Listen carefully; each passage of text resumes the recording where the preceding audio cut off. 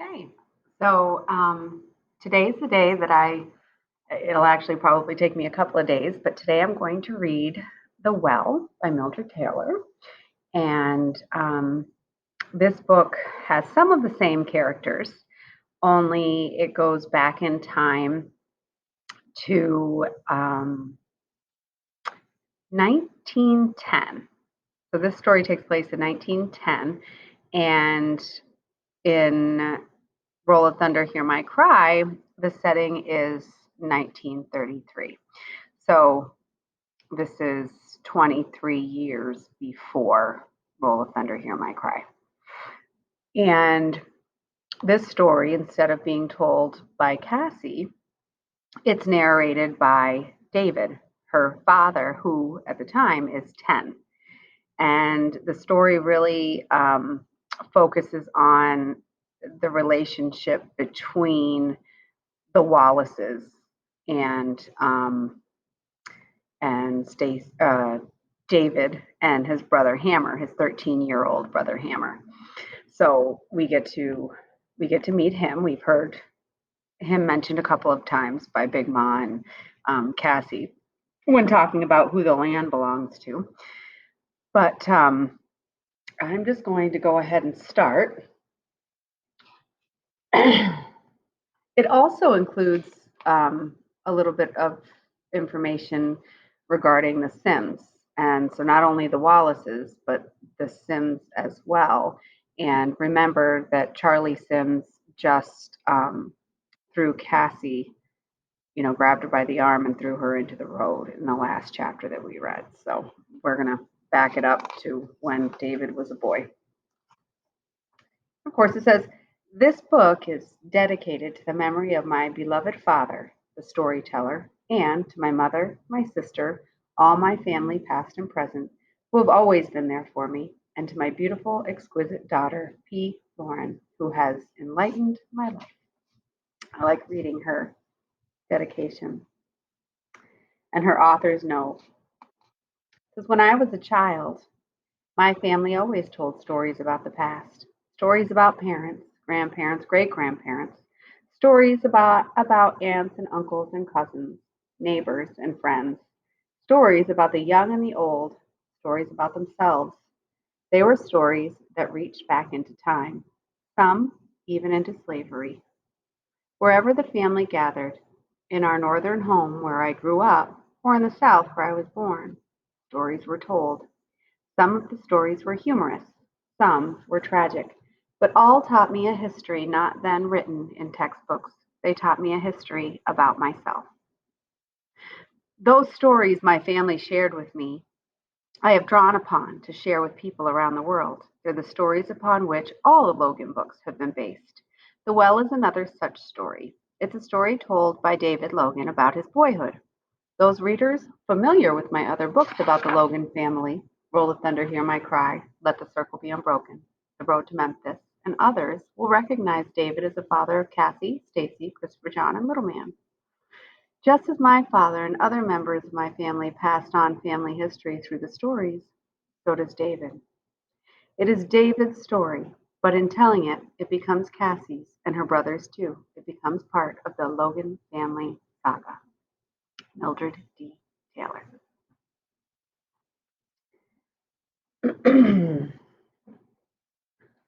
Charlie Sims was mean, always mean, and that's the truth of it. Thing is, we never knew just how mean he was until that year back when all the wells in our part of Mississippi went dry. All the wells except ours, that is. We was blessed. We had good sweet water and a well that ran deep.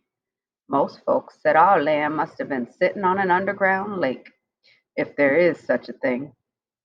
Well, I don't know about that. All I know is that well of ours never went dry. Now, some folks wouldn't have shared their water, but Mama and Papa, too, weren't those kind of folks. They believed in sharing what they had, and they tried to teach us boys, my brothers Mitchell and Kevin Hammer and me, the same thing. But sometimes it was real hard to do, to share, especially when some of the folks you had to share with were folks the likes of Charlie Sims and his family. Folks who hated your guts.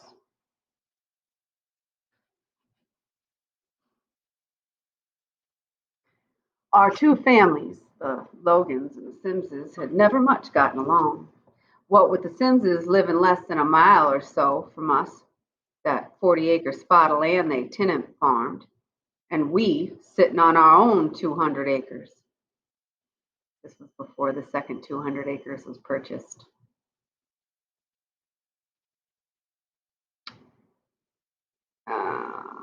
Us sitting on our own 200 acres, there was always likely to be trouble. And there was.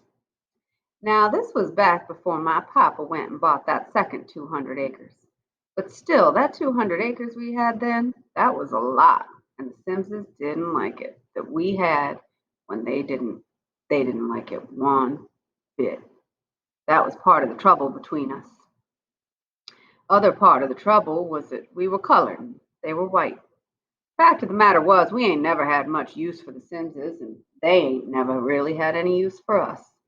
But seeing that we couldn't hardly afford trouble with them, Papa said best thing to do was try and stay out of their way much as we could. He said it was better to mind our business, let them mind theirs, and just walk away if they tried starting something. I heeded his words. My brother Hammer didn't. Okay, so I'm noticing that David's dialect is somewhat, his grammar is not good. And I think that that's, and it's changed, it changes because in Roll of Thunder, Hear My Cry, by then, like he speaks well. And the Logans, even the Logan children speak well. They don't use the ain't and the double negatives or anything like that. But in this book, they're showing it's a time period. You know, this was this was 1910, so it was a long, long time ago, and Black children were not educated the way white children were. During those dry days, the Simses, like a lot of other folks, took their water from the Creek Rosalie. But then things got so bad that even the Rosalie began to muddy and dry, and folks would have never been to our place for water before began to show up. Colored folks and white folks too, even the Simses. It was just after dawn, the morning Charlie and his brother Ed Rose pulled up in their wagon with two big barrels sitting on it. Hammer and me, we'd just come from the barn after milking some of the cows when we seen 'em. Hammer was walking ahead of me, carrying a full milk bucket in each hand. Me, I was only carrying one bucket because I was on the crutch that summer. I'd fallen from a tree and busted up my leg, so I had on a cast, had a limp, and I moved slow. Now, I wasn't any happier than Hammer to see the Simpsons, but I was ready to act civil and say good morning. Not Hammer. First thing out of his mouth, what y'all doing up here? Charlie Sims, no more than 14 at the time, held the reins to their mules. Ed Rose, maybe a year or so younger, sat beside him. Charlie stared down at Hammer and me and didn't answer. Ed Rose started to, but at least he spoke. Where's your folks? He asked. Don't worry about where they are, said Hammer. I'm the one standing here. Hammer couldn't have been more than 13, and I was 3 years younger than that. I was kind of a quiet boy, and Hammer in his way was too, except he always spoke like a man sure of himself, a man sure of himself even in front of white folks. You getting smart with me, boy? Asked Ed Rose. Now, back then, white folks ruled everything. A white man said jump, most black folks did. White man said move out the way, most black folks did. White folks could say and do what they wanted just because they ruled things. Because just one word out of them against a black person, man or woman, or even a child, and that black man or black woman or even a child could be hanging from a tree, even just for mouthing off. One word. Hammer knew it. I knew it too. Still, Hammer said what he figured to say. He didn't jump. He hadn't been brought up that way. Without a word, Hammer turned and stepped back to the barn. He set the buckets on the ground next to the door and came back. Hands free now, he stuffed them in his pockets. I'm not the one sitting here on a wagon with 2 empty water barrels, he smart-mouthed. I'm not the one sitting on somebody else's land, and I'm sure not the one got to be answering questions. At that, Charlie Sims threw the reins aside and jumped down. Look-a here, you smart-talking N-word. Hammer, David. Mama opened the side door and came out. She took one look at the Simses, at us, and knew what was going on. Why ain't y'all told me we had folks calling? Hammer didn't say a word. Me either. Mama came over to the dirt driveway and looked again at the Simses. Y'all come to get water? Yeah, they said, showing her no respect, neither one saying yes, ma'am, to her. That made my blood boil. That was my mama they were speaking to. But I said nothing. I didn't want trouble. It made my blood boil. And that's a metaphor, figurative language, for made me so angry.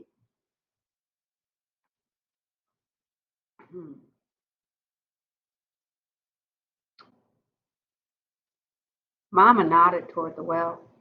There it is, she said. Y'all's welcome to it. Get as much as you need. Charlie and Ed Rose didn't move. They didn't mutter a word. They kept their eyes on Hammer and me. Mama watched them watching us.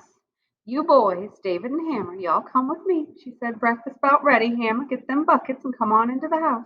In a minute, Mama, Hammer said, real quiet like, and his eyes slanted down in that cold way they could. Right now, I figure I gotta stay here and give Ed Rose and Charlie a hand with all water. Mama glanced again at Ed Rose and Charlie, then again at Hammer. I figure they can manage, she said. I'm staying, Hammer said. Now, Mama was a tall woman. Remember, this is who? Not Mama. This is Big Ma. Because Big Ma is David's mother. Now, Mama was a tall woman, big boned and strong. She was taller and bigger than my papa. Well, she put her hands on her hips and gave Hammer a do not mess with me kind of look. I'll get my strap to you, boy. You backtalk me again. Now get them buckets and come on. With that, without waiting for another word from Hammer, she turned and headed back for the house. Hammer eyed the Simses, took his hands from his pockets, and went back to the barn for the buckets. He picked them up, caught another look at the Simses, and walked across the yard to the house. I looked back at the Simses, too, still on their wagon. Then, leaning on my crutch and carrying my milk bucket, followed Hammer. Neither of the Simses stepped down from the wagon until the door closed behind us. We stepped inside and found Mama standing by the door, whip strap in hand. Hammer eyed the strap without a word and walked to the pantry and put the milk buckets on the sideboard. Mama watched him, then hung the strap on a nail beside the door. None of us said a word. Now that time the kitchen wasn't part of the main house. A body had to walk down a covered outside walkway to a separate room. That's the way folks used to build houses in them days, with a separate cooking place to keep the fire down, danger down.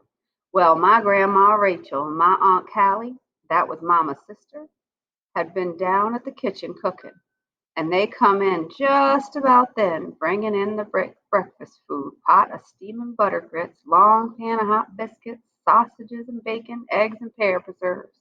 Nobody ever accused us slogans of not eating good at our table. Anyway, Ma Rachel took one look at the three of us, set the food on the table, stared us down, and demanded to know what was the matter. Y'all tell me what it is, she said. I watched Ma Rachel with a bit of caution and hoped Mama wouldn't tell her. Everybody knew Ma Rachel wasn't very partial to white folks, especially not the Simses. Not only that, but Ma Rachel was a bit touched in the head.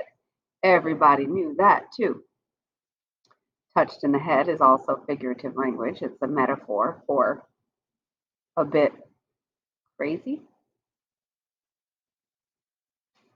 Nothing, Mama. Mama answered. Just folks coming for water. What folks this time? Questioned Ma Rachel. Oh, nobody particular, said Hammer. Just them Simses. If looks could cut, Mama's would have done it.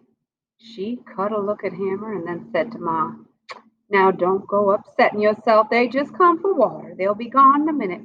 Yeah, they come for water all right, snapped Hammer. And Mama just up and let 'em have it, much as they want.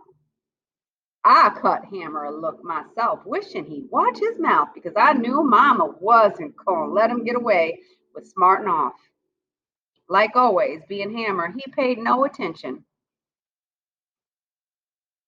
If looks could cut, I cut her a look, she cut a look. More metaphor, looks could cut.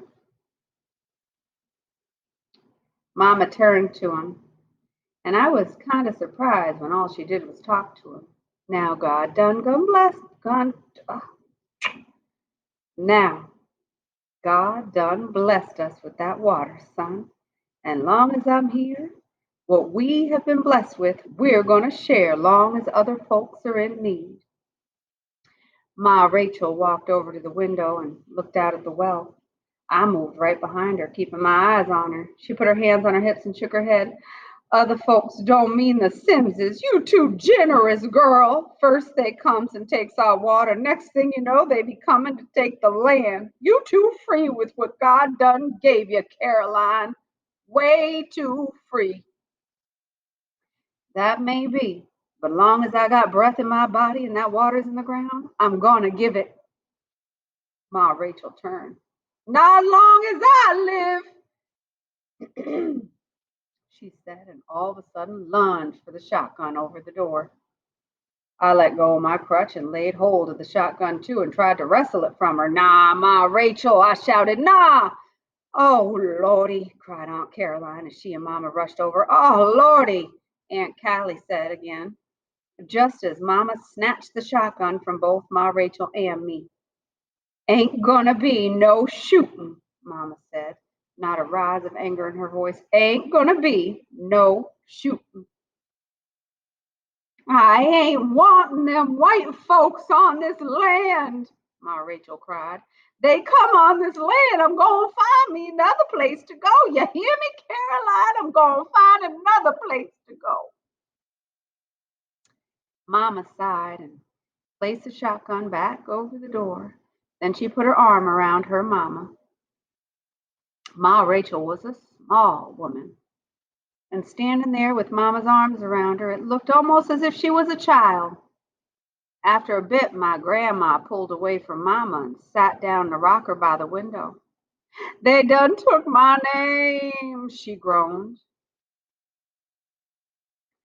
They done took my name. They done took it, and I want them away from here. I was watching her, and I was thinking, here we are, nearly 10 years into what folks call the 20th century, but Ma Rachel's mind was still in the last century, dwelling on those days when she was a slave. Mama tried to give her some comfort, and Aunt Callie said, just rest yourself, Mama. They'll be gone soon. Don't fret yourself. They'll be gone. Not soon enough for me, said Hammer. Mama turned as if she just about had it with him. The only thing saved him was a knock at the door. It was Mr. Clinton Melbourne and his son George. Come to get some water, that be all right with y'all, said Mr. Melbourne. Help yourself, said Mama. Y'all always welcome to it. Mr. Melbourne nodded. His way of giving thanks. Looking a bit embarrassed, he nodded a second time, then he and his son went back to their wagon, unloaded their empty barrels, and took them over to the well. There they stood waiting for Charlie and Ed Rose to finish drawing water. The Melbournes, they were nice folks. They always treated us fair. Still, we didn't forget that they was white, we was colored. We figured they didn't forget either.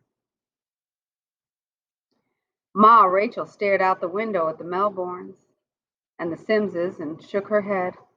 More white folks on our land, she muttered. Then she repeated herself. Y'all too generous with these folks, Caroline. After what they done, you're too generous. I can agree with that, said Hammer. You hush, boy, said Mama.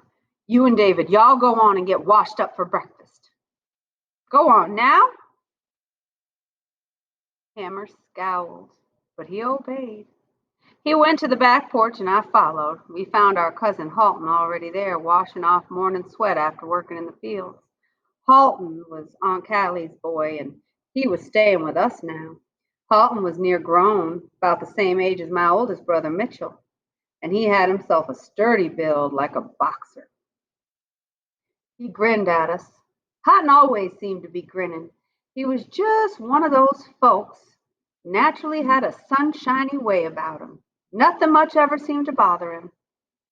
What y'all little scounds up to? He asked. Just come to wash up, said Hammer. Hall nodded. What was all that commotion going on in there? I told him. He grunted.